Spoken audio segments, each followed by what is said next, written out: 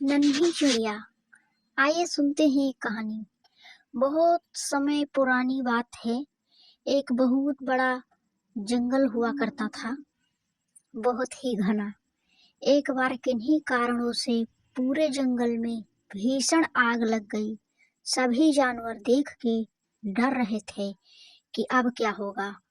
थोड़ी ही देर में जंगल में भगदड़ मच गई। सभी जानवर इधर उधर से भाग रहे थे। पूरा जंगल अपनी अपनी जान बचाने में लगा हुआ था। उस जंगल में एक नन्ही चिड़िया रहा करती थी। उसने देखा कि सभी लोग भयभीत हैं। जंगल में आग लगी हुई है, मुझे लोगों की मदद करनी चाहिए।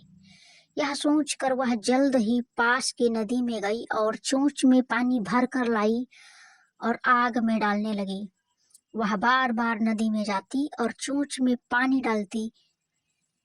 पास से ही एक उल्लू गुजर रहा था। उसने चिड़िया की इस हरकत को देखा और मन ही मन सोचने लगा, ये चिड़िया कितनी मूर्ख है। इतनी भीषण आग को वो चोंच में पानी भरकर कैसे बुझा सकती है। यही सोचकर वह चिड़िया के पास गया और बोला कि तुम मूर्ख हो, इस तरह से आग नहीं बुझाई जा सकती है। चिड़िया ने बहुत विनम्रता के साथ उत्तर दिया, मुझे पता है कि मेरे इस प्रयास से कुछ नहीं होगा, लेकिन मुझे अपनी तरफ से बेस्ट करना है। आग कितनी भी भयंकर हो, लेकिन मैं अपना प्रयास नहीं छोड़ूंगी। उल्लू यह सुनकर बहुत प्रभावित हुआ। तो मित्रों, यही बात हमारे जीवन पर भी लागू होती है। जब कोई परेशानी आती है तो इंसान घबरा कर हार मान लेता है, लेकिन हमें बिना डरे प्रयास करते रहना चाहिए। यही इस कहानी का संदेश है। नंदन वन में एक नन्ही चिड़िया रहती थी, जिसके दो मुंह थे। दो मुंह होने के कारण वह चिड़िया दूसरे पक्षियों से बिल्कुल विचित्र दिखती थी। वह चिड़िया एक बरगद के पेड़ पर घोंसला बनाकर रहती थी। एक दिन वह चिड़िया जंगल में भोजन की तलाश में इधर उधर उड़ रही थी।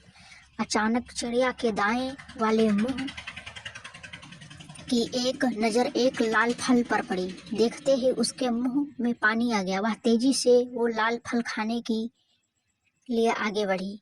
अब चिड़िया का दायां मुंह बड़े स्वाद से वो फल खा रहा था।